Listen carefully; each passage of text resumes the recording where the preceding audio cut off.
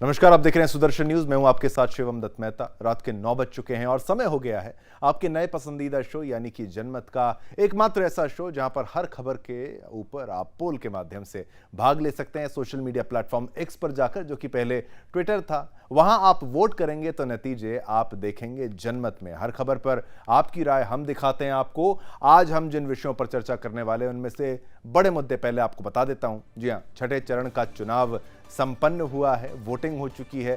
कैसा रहा चुनाव का दिन, क्या रहा खास और क्या रही कमियां, कहां दंगे हुए, कहां कुछ क्या हुआ है, वो बताएंगे। लीजिए, दंगों की बात की, बंगाल का नाम आ गया। बंगाल में कैसे हिंसा हुई, चुनाव के दिन ही हिंसा क्यों होती है और क्या कुछ हुआ है बंगाल में। यहां तक कि आगजनी की गई, रास्ता रोका गया बीजेपी के नेता का और मारपीट की तो खबरें आम हो गई थी बंगाल से जो आ रही थी। आगे बढ़ेंगे, अब बात करेंगे केजरीवाल का डबल फेस। ये हम क्यों कह रहे हैं, इसको भी आपको जानना होगा। और पाकिस्तान से किसने अरविंद केजरीवाल के ट्वीट को रीट्वीट कर दिया और पाकिस्तान की तरफ से जो प्रेम दिखाया जा रहा है इंडी गठबंधन के लिए, उसका भी छोटा सा विश्लेषण आपको मैं करके दिखाऊंगा। आगे बढ़ेंगे, बात करेंगे मोदी की गर्जना की। कहां कहां से, आज पाटलिपुत्र से भी पीएम मोदी ने जो बात कह डाली इंडी गठबंधन को लेकर, कह दिया कि भाई अगर इनके लिए एक प्लान तैयार है इनकी तरफ से, जहां पे ये कह रहे हैं 5 साल अगर इंडी गठबंधन का राज होता है तो वहां 5 साल में 5 पीएम बनेंगे, एक नहीं बनेगा। और आगे बढ़ते हैं, बात करेंगे कैफे विस्फोट पर। रामेश्वरम कैफे विस्फोट में क्या बड़ा खुलासा हुआ है, यह भी आपको जानना जरूरी है। चलिए, जनमत में आज खबरों की शुरुआत छठे चरण के लोकसभा चुनाव से करते हैं, जो 8 राज्यों की 58 सीटों पर आज शाम 6 बजे संपन्न हुआ। जहां आज इन सभी सीटों पर 889 प्रत्याशी अपनी किस्मत आजमाते नजर आए। आपको बता दें कि आज छठे चरण में देश की राजधानी दिल्ली और पड़ोसी राज्य हरियाणा की सभी सीटों पर मतदान हुए। अगर 5 बजे तक आए आंकड़ों की माने तो छठे चरण में 57.70% मतदान हुआ, जहां दिल्ली में 53.73, हरियाणा में 55.93, जम्मू कश्मीर में 51.35, उत्तर प्रदेश में 52.02, बिहार में 45.24, कम रहा।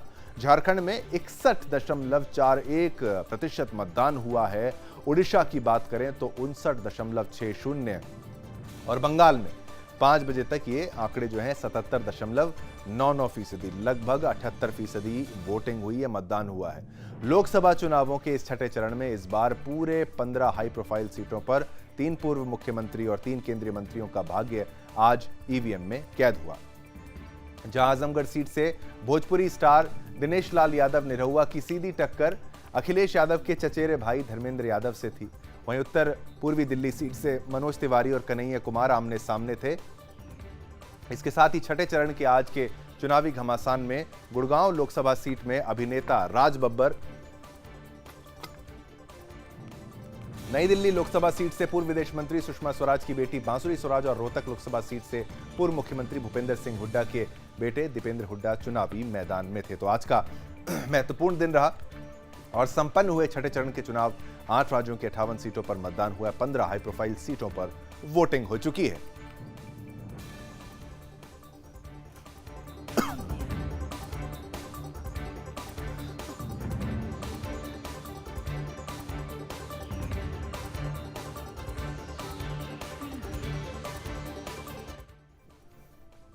तो चुनाव हो गए हैं और हर चरण में जनमत आपके फेवरेट कार्यक्रम में, क्योंकि यहां पे वोटिंग होती है और अभी लोकसभा चुनाव भी चल रहे हैं देश में। भारत की अगर बात करें, 2024 का महत्वपूर्ण पीएम चुनने वाला ये चुनाव है। हमने आपसे हर चरण में, 7 चरण में, 5 चरण में ये प्रश्न हमेशा पूछा है और छठे में भी यही पूछ रहे हैं। आपने भी किया अपने मताधिकार का प्रयोग, हाँ या ना में जवाब दिया है आपने पोल के माध्यम से सोशल मीडिया प्लेटफॉर्म एक्स पर।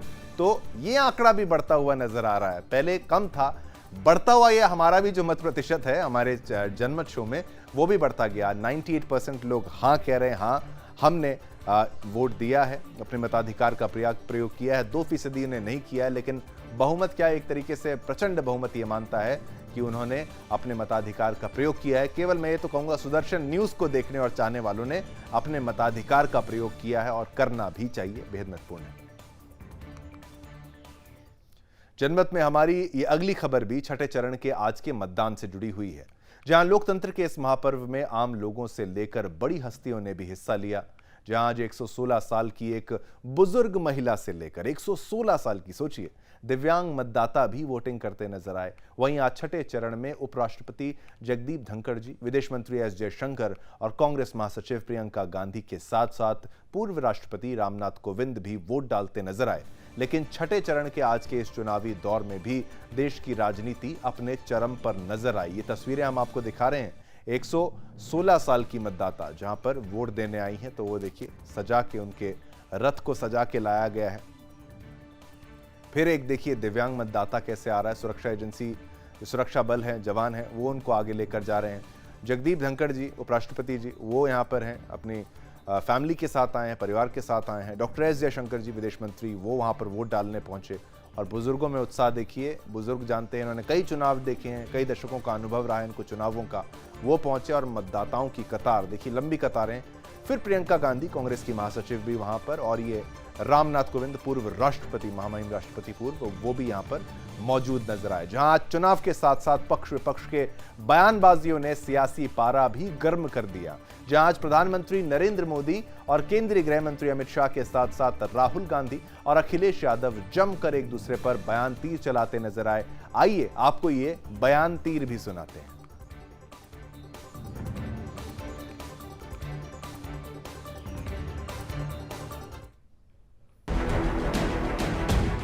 दो तरीके के शहीद बना दिए।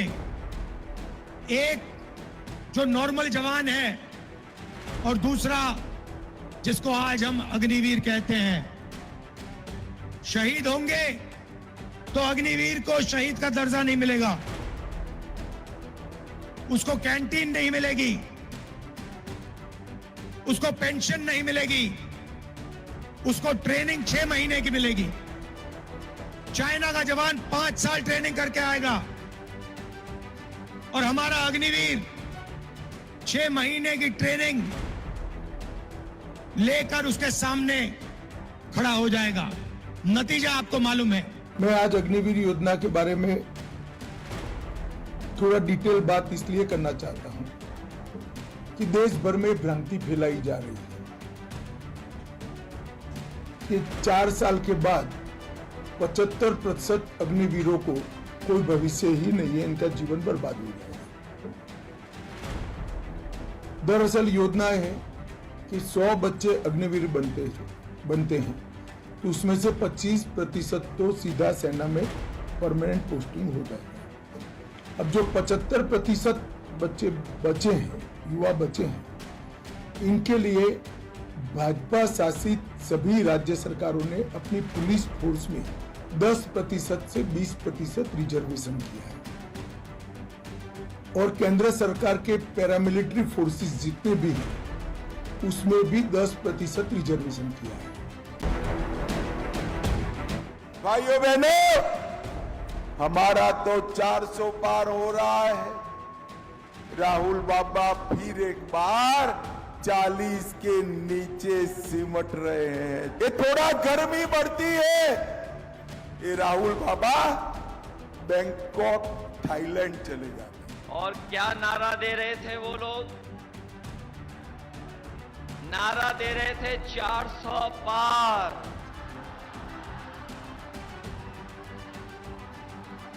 जो लोग 400 पार का नारा दे रहे थे,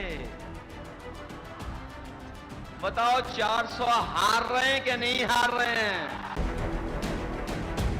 4 जून को दूसरा क्या होगा वो भी बता देता हूं। ये कांग्रेस का शाही परिवार क्या करेगा?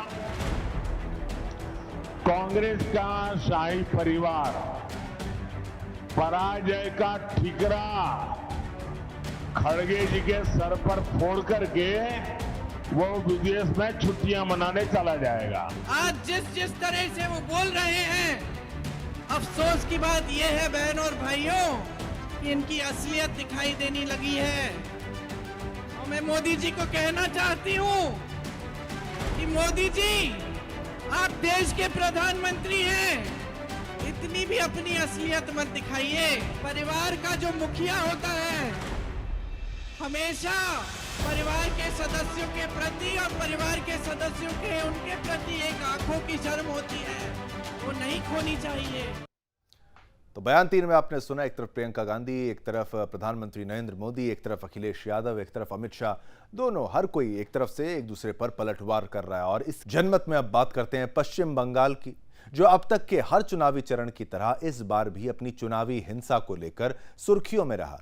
जहां तृणमूल कांग्रेस के बेलगाम गुंडों ने अपने हमलों से पश्चिम बंगाल में जमकर उग्र तांडव किया, जहां कहीं उन लोगों ने बीजेपी के कार्यकर्ताओं पर हमला किया तो कहीं बीजेपी कार्यालय में तोड़फोड़ करते हुए बीजेपी कार्यकर्ताओं के घरों में भयानक लूटमार भी की।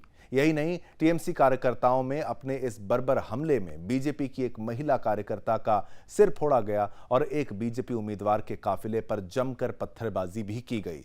आपको बता दें, लोकसभा चुनावों के आज के छठे चरण में पश्चिम बंगाल की 8 सीटों पर मतदान हुए, लेकिन टीएमसी कार्यकर्ताओं ने किसी भी सीट पर शांति से मतदान नहीं होने दिया। जहां टीएमसी के कार्यकर्ता खुलेआम अपनी मनमानियां करते रहे और ममता बनर्जी की पुलिस चुपचाप मूक दर्शक बन तमाशा देखती रही। क्या है पूरी खबर, देखिए हमारी ये रिपोर्ट और मामले की गंभीरता को समझिए।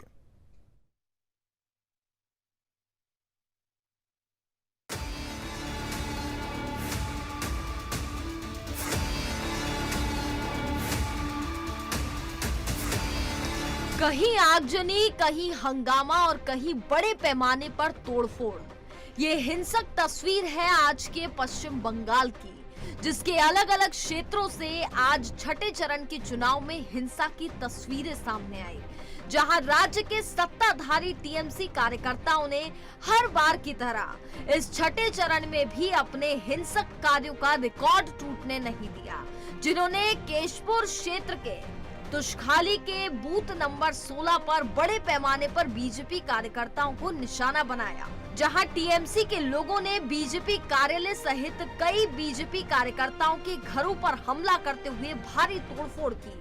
लेकिन टीएमसी कार्यकर्ताओं के बर्बर हमले की इससे भी विचलित कर देने वाली तस्वीर कांथी लोकसभा के रामनगर से आई, जिसके बूथ नंबर 46 पर बीजेपी विरोध में अंधे हो चुके टीएमसी कार्यकर्ताओं ने बीजेपी की महिला कार्यकर्ता को भी नहीं छोड़ा, जिन्होंने उस महिला पर हमला करते हुए उसका सिर फोड़ दिया। यही नहीं, झालदा में सारी हदों को पार करते हुए टीएमसी कार्यकर्ताओं ने बूथ दौरे पर आए बीजेपी के ज्योतिर्मय सिंह महतो की कार पर हमला बोल दिया और बड़े उग्र रूप के साथ उनके काफिले को रोकने लगे। टीएमसी की जहांगीर वाहिनी द्वारा इस उग्र हमले को अंजाम दिया गया, लेकिन आज पश्चिम बंगाल में इससे भी बड़ी हिंसा को टीएमसी की दुधेल गाय वाहिनी ने अंजाम दिया, जिन्होंने चंद्रकोना मेदिनीपुर राजमार्ग पर आग लगाकर घाटल से बीजेपी उम्मीदवार हिरणमय चट्टोपाध्याय के काफिले को रोकने की कोशिश की, जहां टीएमसी कार्यकर्ता उग्र तांडव करते रहे और केशपुर ब्लॉक नंबर 5 के तृणमूल अध्यक्ष शेख हसनूर जमान के डर से पुलिस मूक दर्शक बन ये सब चुपचाप देखती रही। लेकिन आज बंगाल हिंसा की सबसे घातक घटना झारग्राम के गरबेटा में घटी, जहां टीएमसी उपद्रवियों ने झारग्राम से बीजेपी उम्मीदवार प्रणत टुडू के काफिले पर बड़ा गंभीर हमला किया, जिस हमले में टीएमसी उपद्रवियों ने प्रणत टुडू की गाड़ी को तोड़ते हुए उनके एक अंगरक्षक का सिर फोड़ दिया। लोकसभा के इस चुनावी दौर में रोज बढ़ते हुए चरण के साथ टीएमसी की बढ़ती हुई हिंसा इन दिनों पश्चिम बंगाल में टीएमसी विरोधी दलों के लिए खतरा बन गई है। ऐसे में सवाल ये है कि क्या बंगाल में टीएमसी विरोधी दलों को चुनाव लड़ने का हक नहीं है? क्योंकि अगर ऐसा नहीं है तो फिर क्यों टीएमसी हर चरण में हिंसा के सहारे अपने विरोधियों पर हमले कर बंगाल का चुनावी माहौल खराब कर रही है? Bureau report, Sudarshan news.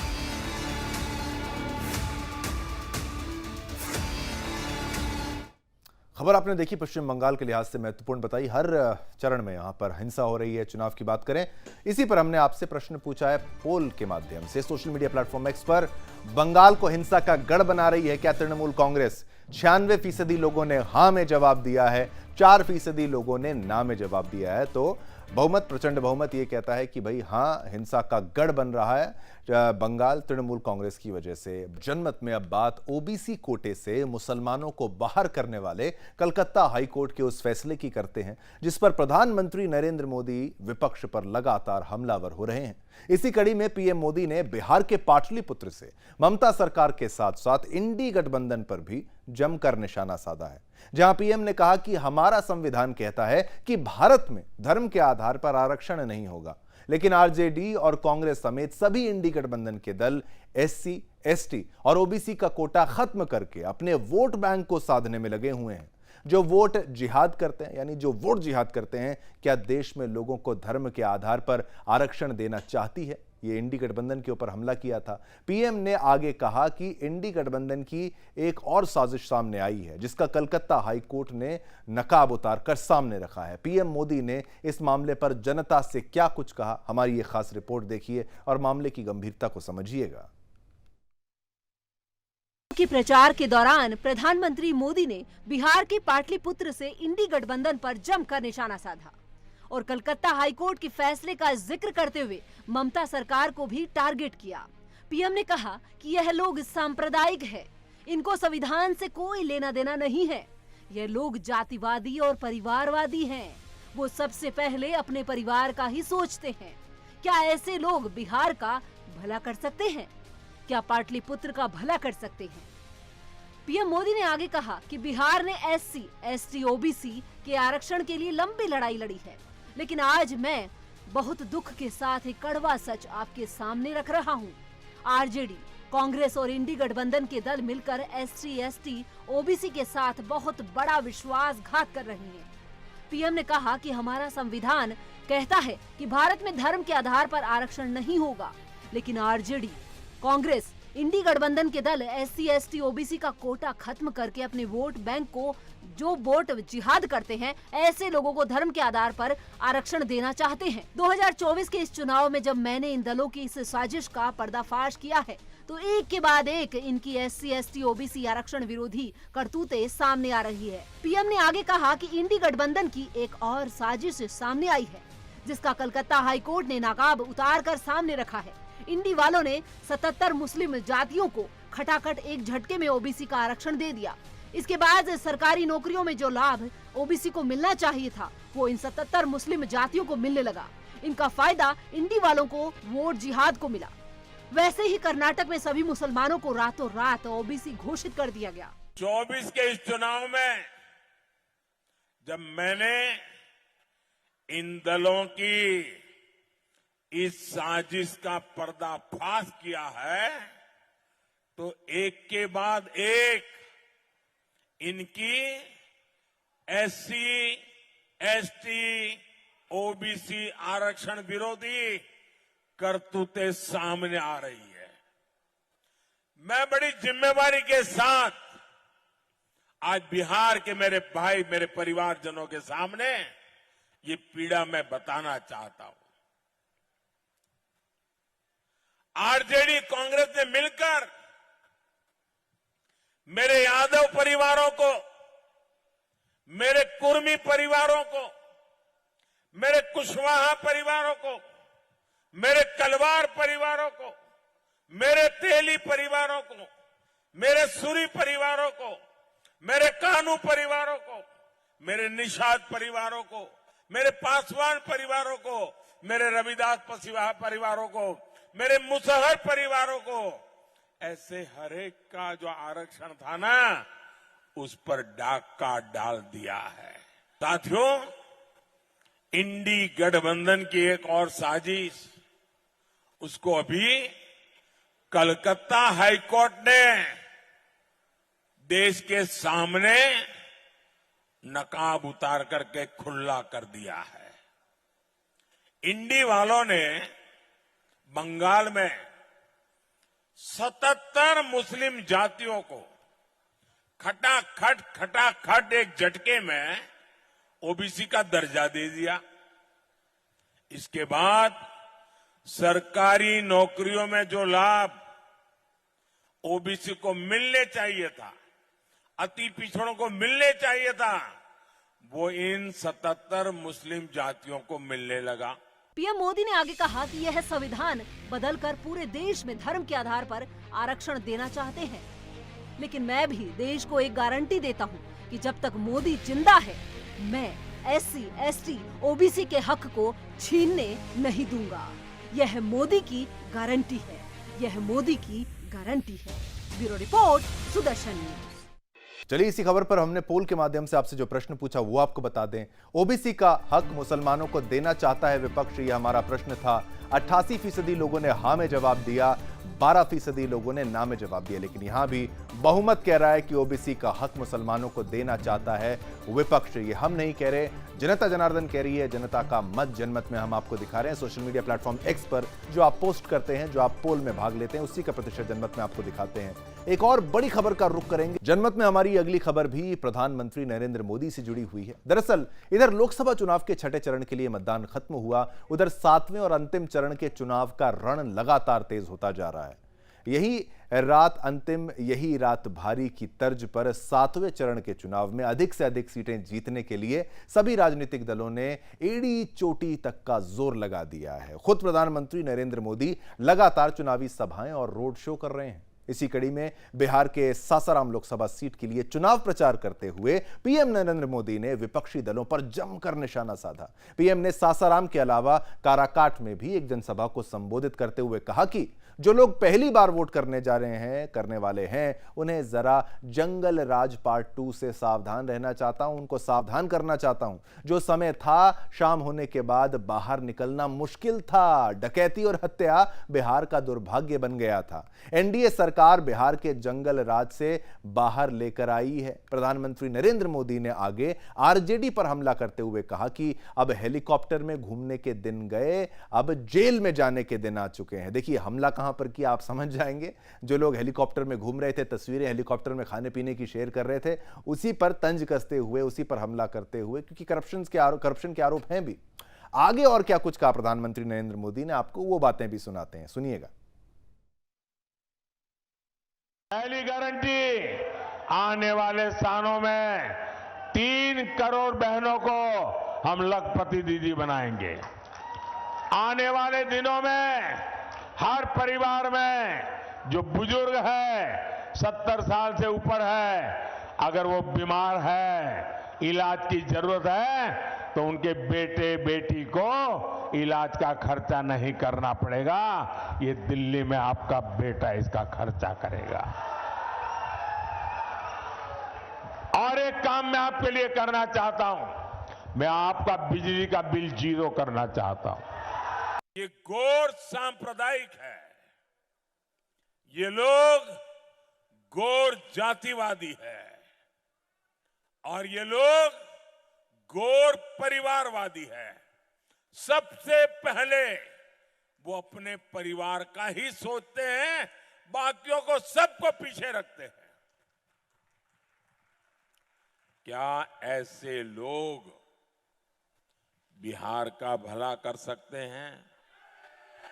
Bihar का भला कर सकते हैं, पाटलिपुत्र का भला कर सकते हैं, आपके परिवार का भला कर सकते हैं। आरजेडी, कांग्रेस और इंडी गठबंधन के दल मिलकर एससी, एसटी, ओबीसी के साथ बहुत बड़ा विश्वासघात कर रहे हैं। हमारा संविधान कहता है, ब्लैक एंड व्हाइट में है, कोई क्वेश्चन मार्क नहीं है। हमारा संविधान कहता है कि भारत में धर्म के आधार पर आरक्षण नहीं होगा।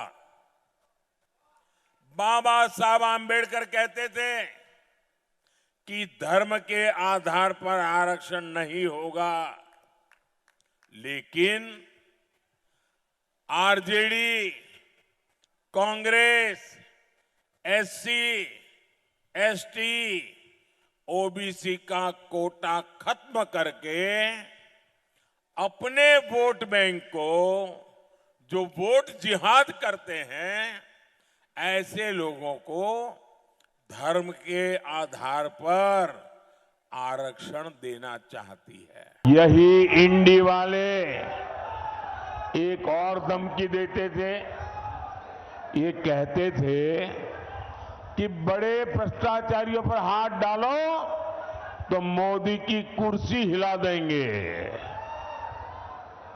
मोदी डरता नहीं है। जिसने चोरी की है, जिसने गरीब को लूटा है, और कितना ही बड़ा शहंशाह क्यों ना हो, कितना ही बड़ा शहजादा क्यों ना हो, कितना ही बड़ा अपने आप को तिस्मार का क्यों ना मानता हो, उसको जेल जाना पड़ेगा।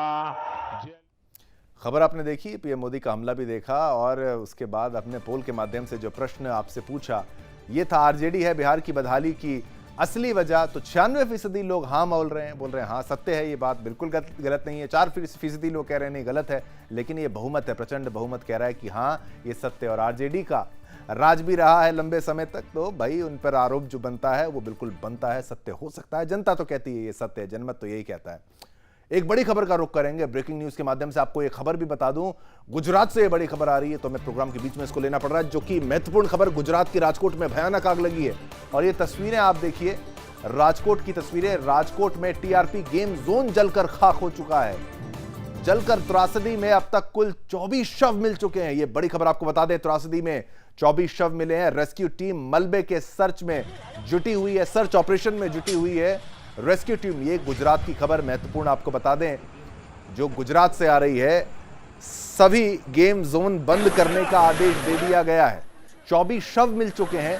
मुख्यमंत्री भूपेंद्र भाई पटेल ने फोन पर जानकारी ली है और ये तस्वीरें, भयंकर त्रासदी।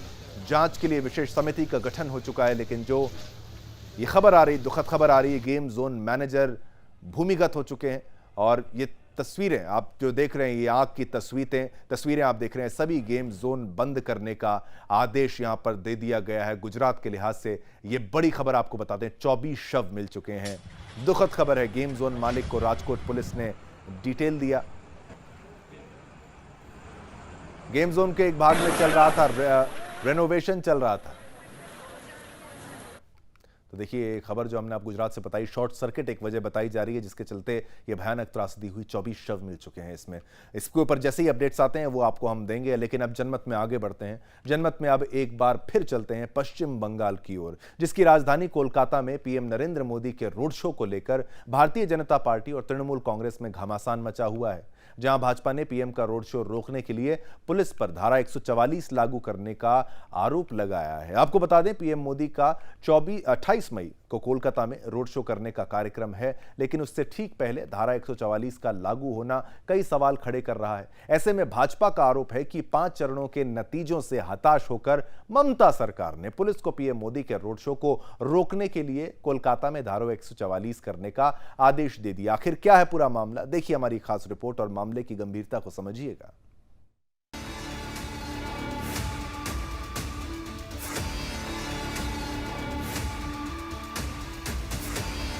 पश्चिम बंगाल की राजधानी कोलकाता के कुछ हिस्सों में धारा 144 लागू कर दी गई है। इसके तहत 5 या उससे अधिक व्यक्तियों के एकत्र होने पर रोक लगा दी गई है। यह निर्णय अधिकारियों से मिली खुफिया जानकारी के आधार पर किया गया है।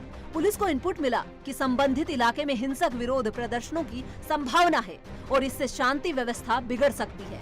कोलकाता पुलिस ने बताया कि इस तरह का ऑर्डर हर 2 महीने में रिन्यू किया जाता है और उसी के तहत नए सिरे से कोलकाता पुलिस कमिश्नर ने आज पुराने ऑर्डर को दोबारा जारी करते हुए अगले 60 दिनों के लिए हेयर स्ट्रीट पुलिस थाना और बहु बाजार पुलिस थाना इलाके में धारा 144 जारी कर दिया गया।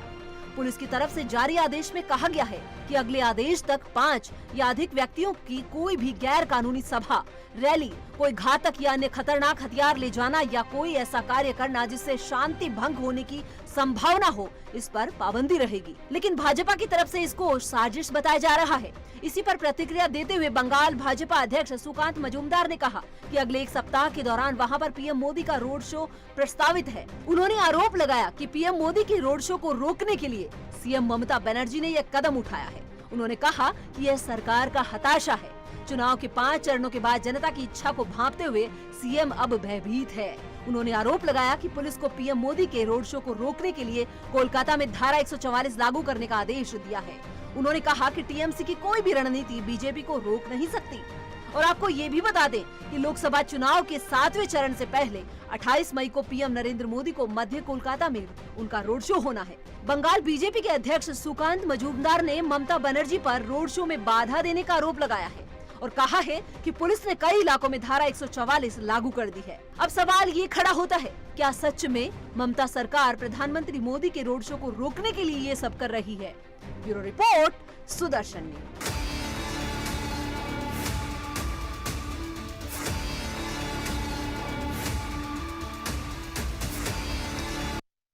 तो पोल के माध्यम से हमने आपके फेवरेट कार्यक्रम जनमत में जो प्रश्न पूछा था ट्विटर पर, जिसे एक्स कहते हैं, वो प्रश्न भी जान लीजिए। हमने प्रश्न पूछा था, पीएम के रोड शो के खिलाफ ममता की साजिश है क्या?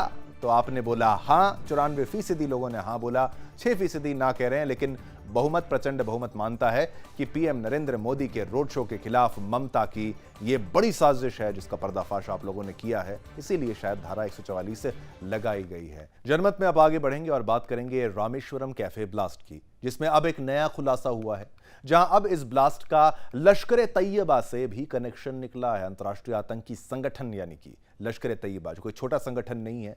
जी हां, इस केस की जांच कर रही राष्ट्रीय जांच एजेंसी ने कल शुक्रवार यानी 24 मई को 5वें आतंकी शोएब अहमद मिर्जा उर्फ छोटू को गिरफ्तार किया है, जिसका कनेक्शन लश्कर ए तैयबा से बताया जा रहा है। आखिर क्या है ये पूरा मामला और लश्कर ए तैयबा का एंगल यहां पर कैसे आया, कैसे खुलासा हुआ, हमारी ये रिपोर्ट देखेंगे तो आप बेहतर समझेंगे और इसकी गंभीरता को भी समझिएगा।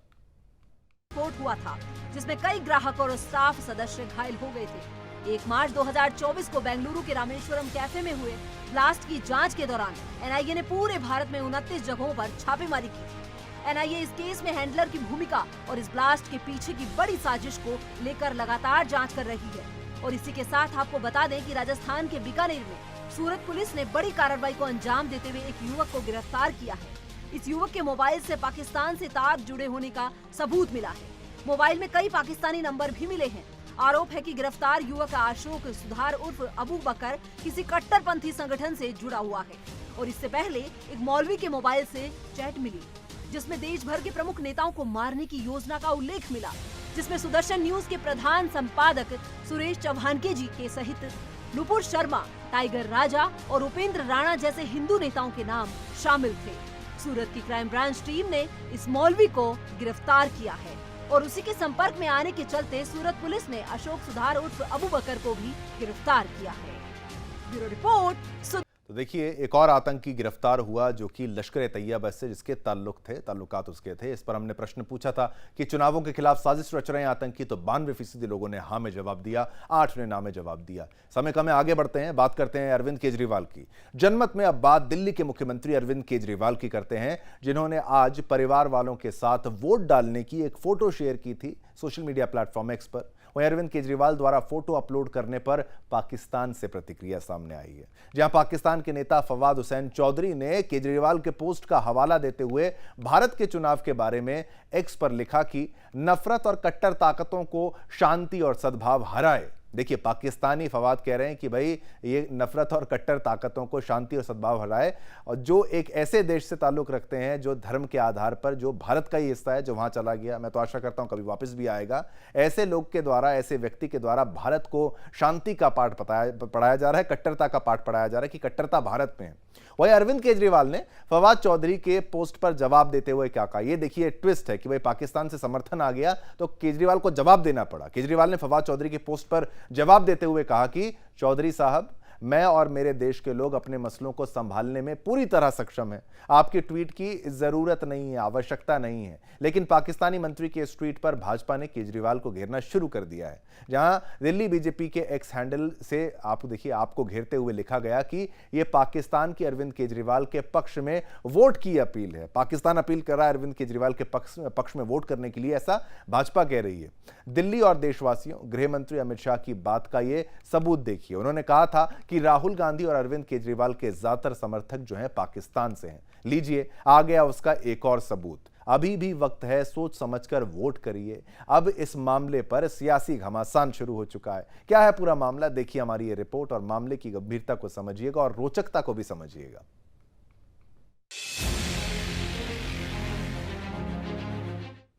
इस खबर पर भी हमने आपसे, क्योंकि आप जनता हैं, जनता जनार्दन सब बात जानती है, इसी भी खबर पर भी हमने आपसे प्रश्न पूछा, केजरीवाल का पलटवार राजनीतिक स्टंट है क्या? तो 94% कहते हैं हाँ राजनीतिक स्टंट ही है और कुछ नहीं है। 6% लोग ना कह रहे हैं, लेकिन बहुमत, प्रचंड बहुमत ये कह रहा है, आप कह रहे हैं कि केजरीवाल का पलटवार राजनीतिक स्टंट ही है। तो जनमत में आज यही बड़े मुद्दे थे जिनके बारे में आज हमने आपसे चर्चा की। ऐसे ही मुद्दे कल भी फिर मैं आपके लिए लेकर आऊंगा। मुझे यानी शिवम दत्त मेहता और मेरी पूरी टीम को आज्ञा दीजिए। हम सभी की तरफ से आप सभी को जय हिंद, जय भारत, जय हिंदुस्तान।